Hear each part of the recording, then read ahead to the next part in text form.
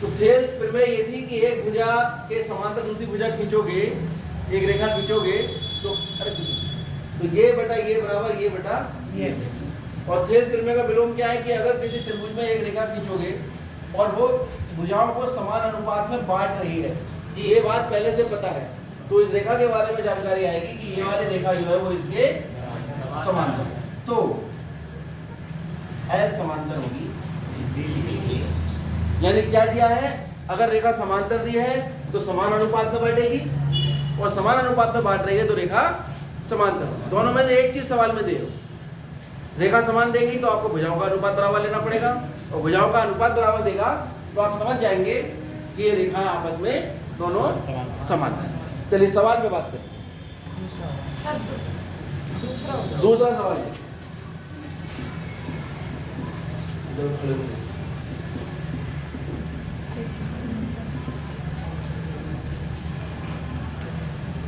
देखो इसमें चित्र देख के डर लगेगा, हम मानते हैं इस बात को, लेकिन अगर दिमाग लगाओगे तो डर खत्म हो जाएगा।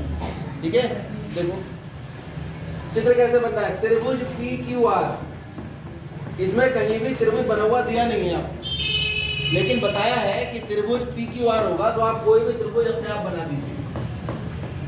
बना दिया, इसका नाम रख दीजिए PQR। पैमाने से बनाना या अगर हाथ से बनाना तो रेखा सीधी होनी चाहिए, लहराती हुई रेखा नहीं होनी चाहिए। त्रिभुज PQR की भुजाओं, किताब में देखो सब लोग, पेज 142 देख रहे हैं सब लोग, जिसके पास नहीं वो दूसरी किताब में देखें। त्रिभुज PQR की भुजाओं PQ और PR, कौन कौन सी भुजाएं हैं, PQ और PR। क्या है भाई इन भुजाओं पर, क्रमशः। क्रमशः का मतलब है कि पहले PQ के लिए बात करेगा फिर PR के लिए बात करेगा। क्रमशः बिंदु E और F स्थित है, यानी PQ पर एक बिंदु E है और PR पर एक बिंदु F। इस क्रमशः का मतलब ये हुआ भाई E F इस पर भी तो ले सकते थे, लेकिन क्रमशः लगा दिया, इसका मतलब PQ पर E है और PR पर F है। तो आपको बताना है कि क्या EF जो है वो QR के समांतर है, क्या बताना है हमें, क्या EF समांतर है QR के, यदि पहला ये लिख लो। तो चार अलग अलग स्थितियां दी हैं।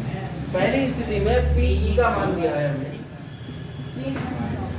3.9, EQ का मान दिया है 3 सेंटीमीटर, PF का मान दिया है हमें 3.6 सेंटीमीटर और FR का मान दिया है 2.2 सेंटीमीटर। ठीक है, लिख लो PE 3.9, EQ 3, PF 3.6, FR 2। तो थेल्स की विलोम वाले प्रमेय से अगर ये बटे ये बराबर आ जाए ये बटे ये, तो ये रेखा इसके समांतर हो जाएगी। तो पहले निकालते हैं, पहले हम निकालेंगे PE बटे EQ। निकालो, PE का मान 3.9, EQ का मान 3, दशमलव हटा के 0 लगा दो, 3 से काट लो, 3 कम 3, 3 दिया 9, 3 9 30, कितना आ गया 13 बटे 10। अब ये निकालना PF बटे FR, PF का मान 3.6, 2.4, 12 या 36, 12 दूनी 24, कितना आ गया।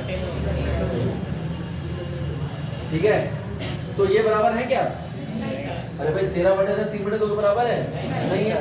इसका मतलब PE बटे EQ जो है वो बराबर नहीं है किसके, PF बराबर नहीं है PF बटे FR।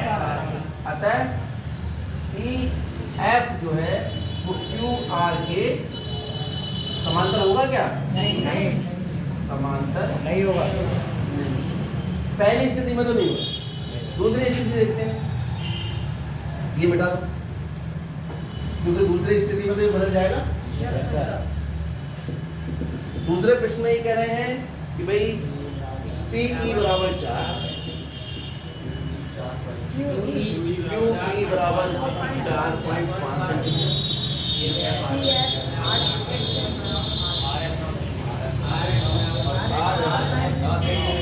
चलो लगाओ PE 4 है पी एफ 8 है, क्यू ई 4.5 है और आर एफ 9 सेंटीमीटर। चलो पहले पी ई बटे ई क्यू निकालते हैं। ये बटे 4 बटे 4.5 दशमलव हटाओ एक जीरो लग गया, 5 से काटो 5 बटे 40 5 ने कितना आ गया 8 बटे 9। अब निकालेंगे क्यू ई नहीं, अब निकालेंगे पी एफ बटे एफ एफ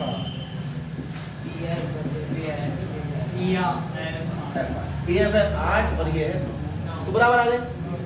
ठीक है, यहाँ से साफ साफ पता लग रहा है कि पी ई बटे ई क्यू बराबर है किसके PF बटे कौन से फिल्म में बताएगी हमें?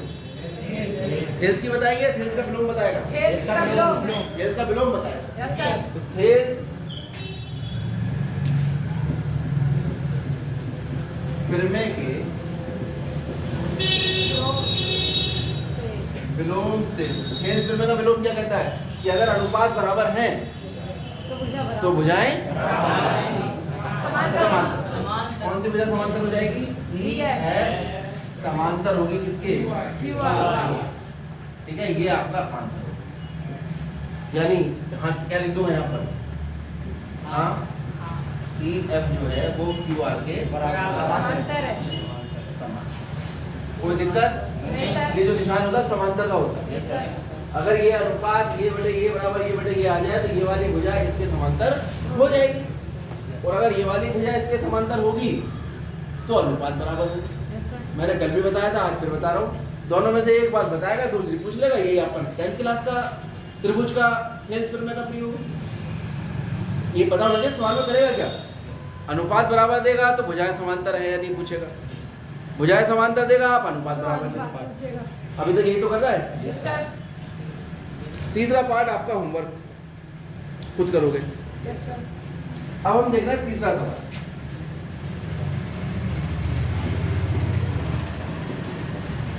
इस तरह के प्रश्न आपने बहुत कम किए हैं और शायद किए ही नहीं हैं, पहली बार कर रहे हो। ये सिद्ध करने वाले प्रश्न होते हैं। इसमें सवाल को पढ़ के अगर आपने समझ के लिख दिया और 4 नंबर का सवाल है तो 2 नंबर तो सवाल के पढ़ के समझ के लिखने के ही होते हैं। देखो समझते कैसे हैं इसे। आकृति 6.18, तो पहले 6.18 आकृति हमें बनानी पड़ेगी। ये बनी हुई है। अब ये बनाने के लिए बहुत ज़्यादा दिमाग लगाने की आवश्यकता नहीं है। सबसे पहले सबसे बड़े त्रिभुज बना लो। सबसे बड़े त्रिभुज कौन से? एक ये वाला है और एक नीचे वाला। नीचे वाला। तो भाई एक इसने ऐसी सीधे सीधे भुजा ले ली है, एक इसके ऊपर त्रिभुज बन रहा है ऐसे, इसका नाम बी रख दिया। एक नीचे त्रिभुज बन रहा है ऐसे, इसका नाम डी। इसके बाद यहाँ इसने एक बिंदु L ले लिया है, उस L से इसके समांतर रेखा खींचिए इधर, मतलब जितनी सीधी है उतनी सीधी ये लग रही है, और एक इसके समांतर खींचिए इधर, ये N कह दिया और ये M। बताओ चित्र बन जाएगा? तो बच्चे क्या करते हैं, इसे रखेंगे ऐसे किताब को, फिर इसे छापेंगे। ऐसे करते हो? ऐसे करने की आवश्यकता आपको नहीं है। आप चित्र को देखकर समझो कि चित्र बनेगा कैसे। कला सभी के पास है, कला इसीलिए तो होती है तुम लोगों के पास, ताकि तुम चित्र बनाना सीखो। चलो आगे बढ़ो। अब इस चित्र में एक चीज होती है सिद्ध करना है। सवाल में कहता है सिद्ध करो कि, और एक उससे पहले लिखा होता है। उससे पहले जो लिखा होता है वो सब हमें जानकारी दी होती है कि भाई ये आपके पास चीजें हैं, ये आप मान सकते हैं। ठीक है, जैसे युद्ध में सैनिक लड़ने जाते हैं तो उन्हें हथियार दिए जाते हैं। तो सिद्ध करना है वो तो है कि वो जाकर करेंगे क्या, और उससे पहले जो उन्हें हथियार दिए गए वो है दिया है। उससे पहले क्या क्या, कोई कुछ कह दिया लड़ो जाके, कुछ बताओगे तो। ठीक है, ऐसे लड़ना शुरू कर देंगे, इसे भी लड़ाई मान लो। तो सिद्ध करना है वो तो बात की बात है। पहले हमें क्या क्या बताया है वो सब, उसे क्या कहते हैं हम? दिया है। दिया है। अंग्रेजी में इसे कहते हैं गिवन। क्या क्या दिया है देखो, पढ़ो। सवाल में शुरुआत दिया है से ही होती है। यदि LM समांतर है CB, पहली बात तो ये बता, LM समांतर है, ये भाषा समझ लो। ये 2 निशान लगे इसका मतलब एल एम जो है वो समांतर है। समांतर का मतलब इसे भी बढ़ाओगे इसे बढ़ाओगे, दोनों एक दूसरे को कभी भी नहीं काटेंगी, यानी ये वाली भुजा समांतर हो गई। एल एन समांतर है सी डी। कौन सी है? L N. ये डबल, ये इसके समांतर और ये दो समांतर रेखाओं की खूबी क्या होती है? कॉपी के सारी लाइनें आपस की एक दूसरे से समांतर है। तो अगर एक रेखा जो त्रियक कहते हैं, क्या कहते हैं? तो ये वाला और ये वाला, एक बाहर वाला एक अंदर वाला, ये दोनों कोण आपस में कहलाते हैं संगत, और ये आपस में बराबर होते हैं। संगत कोण आपस में हो सकता है इसकी जरूरत पड़े। देखिए, तो सिद्ध करना है, सवाल में लिखा है, मैं अपने पास से कुछ थोड़ी बता रहा हूँ। सवाल में देखो, उसमें लिखा है सिद्ध कीजिए कि, मतलब मिलेगा सिद्ध करना है ना। इसे इंग्लिश में ये भी कहते हैं कि क्या सिद्ध करना है भाई? ये ऐसे लिखो, AM बटे बराबर B बटे अब बताओ, इसमें अभी तक अपने पास से कुछ किया है हमने? सब कुछ किताब से तो देख के लिखा है, चित्र भी किताब से देख के लिखा है, सिद्ध करना है भी किताब से देख के लिखा है, और क्या दिया है वो भी किताब से देख के। और अगर आप इतना कर दोगे कि भाई ये इसके समांतर है, तुमने पहचान लिया, तो आपको 4 में से 2 नंबर एग्जाम में मिल जाएंगे। ज्योमेट्री जितनी मुश्किल लगती है उतनी आसान भी होती। दिमाग का खेल, इतना डरने की जरूरत नहीं कि सवाल करोगे ही नहीं। सवाल को पढ़ के इतना तो कर ही सकते हो।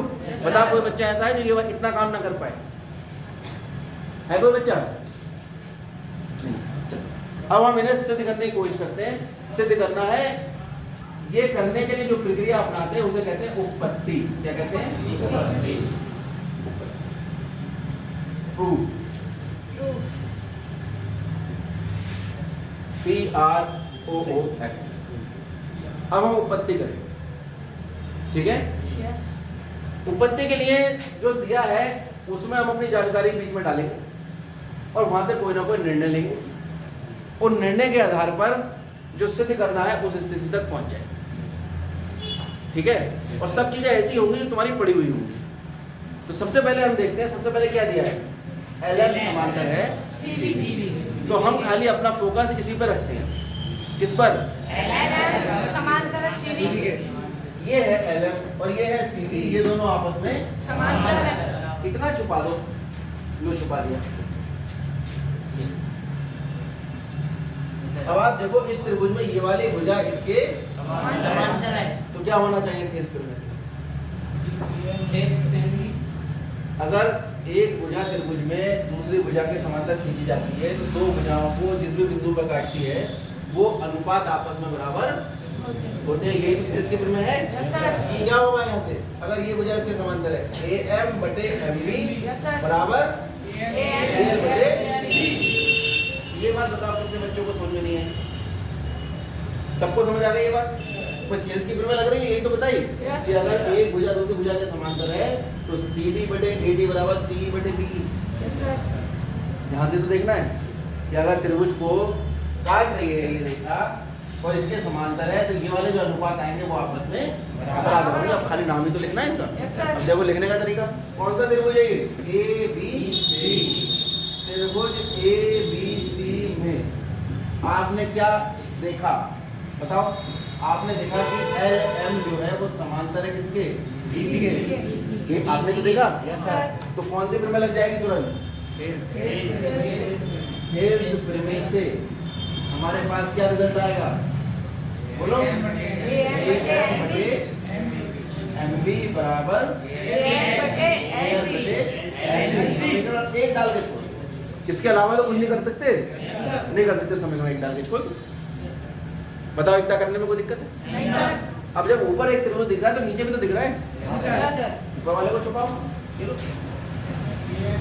इस त्रिभुज में ये LN जो है वो इसके समांतर है। तो इस त्रिभुज में एक भुजा दूसरी भुजा के समांतर है, तो AN बटे ND बराबर AL बटे ND होना चाहिए। मैं ऊपर ही कर दूँ, ठीक है? तो तुम लोग ऐसे मत करना, नीचे से लिखना, कभी वो कॉपी कराओ लाइन कीजिए, ठीक है।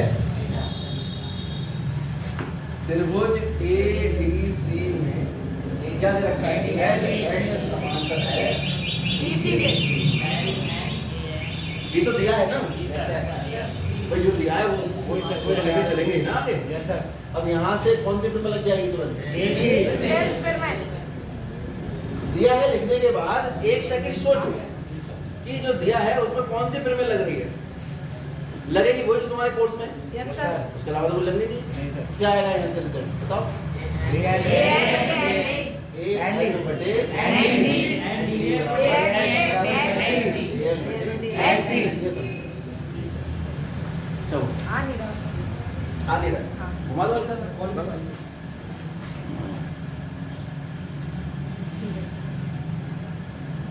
चलो क्लियर हो गई बात? Yes sir. ये समझना दो भाई, पुराने जमाने में चीज़ों की अदला बदली होती थी यस सर। कि भाई कोई लेके गया काली मिर्च 10 किलो, उनने ले लिया 1 ग्राम सोना, फिर कहीं लेके गया 1 ग्राम सोना और ले ली उसने 5 किलो चांदी। काली मिर्च कितने लेके गया था? 10 किलो। अब वो 10 किलो चांदी देके 10 किलो काली मिर्च देके 1 किलो चांदी ले सकता है? नहीं। चांदी कितनी ली थी उसने? 5 किलो। तो जब 10 किलो काली मिर्च 1 किलो सोने के बराबर है, फॉर एग्जाम्पल 1 किलो सोना 5 किलो चांदी के बराबर है, तो 10 किलो काली मिर्च 5 किलो चांदी के बराबर हो जाएगी या नहीं हो जाएगी? हो जाएगी सर। हो जाएगी। यानी एक चीज दूसरी चीज के बराबर है, दूसरी तीसरी के बराबर है, तो पहली वाली तीसरे के बराबर है। तीसरी के बराबर बराबर। होगी। जरा देखना, AN बटे ND बराबर AL बटे AM बटे MB बराबर AL बटे क्या रिजल्ट निकल रहा है? AL बटे LC, AL बटे LC, AM बटे LC इसके बराबर है और AL बटे LC ही बराबर। ये दोनों आपस में समांतर। बराबर हो जाएगी। Yes. तो समीकरण 1 व 2 से 1 व 2 से दो से। समीकरण 2 से ये शॉर्ट में लिख दिया ना। क्या है भाई समीकरण 1? AM बटे MB बराबर है किसके? LC बटे LC और AL बटे LC किसके बराबर है? AM बटे। एंडी। तो ये दोनों में तो आपस में बराबर होंगी। निकाल लो यहाँ से रिजल्ट। AM बटे MB बराबर आ जाएगा AM बटे। यही तो सिद्ध नहीं करना था। Yes sir. अरे यही तो सिद्ध करना था। Yes, sir. और जब हम उस स्थिति में पहुंच जाएंगे जो हमें सिद्ध करना था वहां पे पहुंच गए, लिख देंगे स्थिति, सिद्धांत। और इंग्लिश में कहते हैं इसको प्रूव। प्यारो VED लिख दो ऐसे याद रखो, ठीक है? PRO VED लिख दो। सर जी समझ में आ गया? इसमें एडी आया, इसमें एंडी आया। इसमें AD आ रहा है हाँ इसमें एंडी और आया। ये गलत लिखा है। अच्छा ये A भी है, रुक जाओ। ये कितना लिखा था यहाँ पर? AD। अभी पहुंचेंगे एडी है। पहुंचेंगे अभी पहुंचेंगे, रुक जाओ। थोड़ा सा बदलना पड़ेगा, नहीं पहुंचे अभी हम वहाँ। यहाँ AM आ रहा है और यहाँ कितना आ रहा है? AB, ठीक है? यहाँ MB आ रहा है और यानी AM आ रहा है। समझ लो इस बात को बढ़िया। जब भी ऐसी स्थिति में पहुंचोगे, ठीक है, तो इसे मान लो किसके बराबर, या ऐसा करो इसे पलट लो। थोड़ी सी मेहनत करनी पड़ेगी, थोड़ी सी मेहनत करनी पड़ेगी। क्या करें? इसे पलट लो। क्यों पलट रहे हैं हम?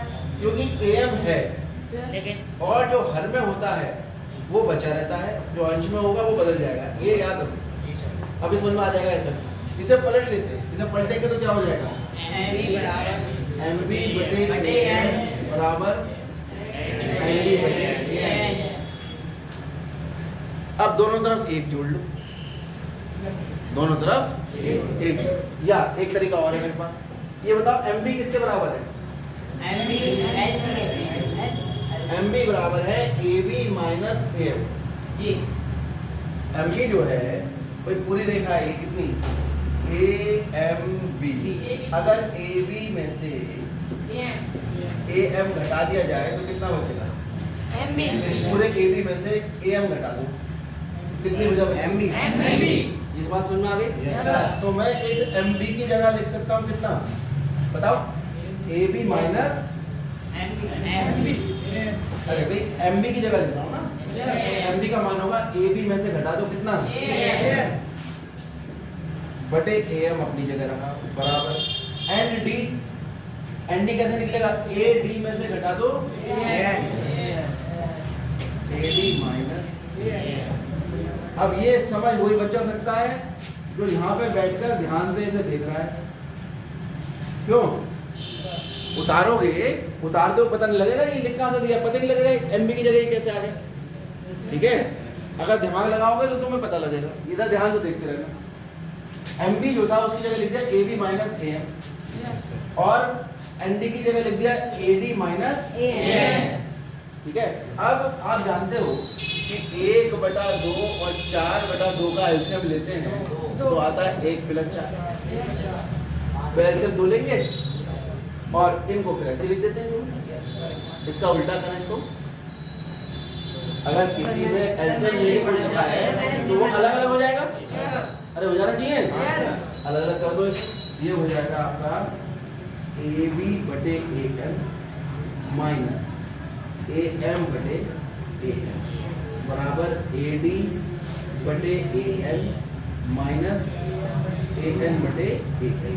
ए एम से ए एम कट जाएगा और ए एन से ए एम कट के 1 आ जाएगा। तो कितना आ गया तुम्हारे पास? ए बी बटे ए एम माइनस 1 बराबर ए डी बटे ए एन माइनस 1 से 1 कट जाएगा। क्यों? माइनस 1 कितना जाएगा? प्लस हो जाएगा। समझ गए होगे तुम? कितना आ गया हमारे पास? ए बी बटा ए एम बराबर ए डी बटे ए एम। अब इसे उल्टा कर लो, उल्टा करने का अधिकार तो है तुम्हारे पास। दोनों को करेंगे लेकिन उल्टा कितना आ जाएगा? ए एम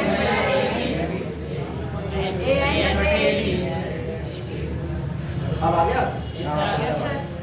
सवाल आसान आया तो बात यही खत्म हो जाएगी। सवाल मुश्किल आया तो थोड़ा सा ये ध्यान रखना पड़ेगा हमें कि अगर ए एम है, समझते ना, अगर ए एम है और यहाँ पर ए एम अंश में था, यहाँ पर हर में था, और अगर मैं M B minus A B लिखता, ठीक है, तो भी आ जाता, तो भी आ जाता। उल्टा करने की जरूरत नहीं पड़ती। ठीक है, इसमें हमने उल्टा करके थोड़ा सा हमारे लिए समस्या उत्पन्न करी। अरे नहीं, सही किया, सही किया। यहाँ से करते ना तो ए एम की जगह कौन आ जाता? भाई ये आता, एम बी आता दोनों के नीचे, और एम बी तुम्हारे यहाँ है नहीं। तो जो लेकर आना होता है उसे बटे में ले जाते हैं। ये बात आपको ध्यान रखनी पड़ेगी। कुछ क्वेश्चनों में इसकी जरूरत आपको पड़ेगी। नोट कर लीजिए, ये सिद्ध करना था।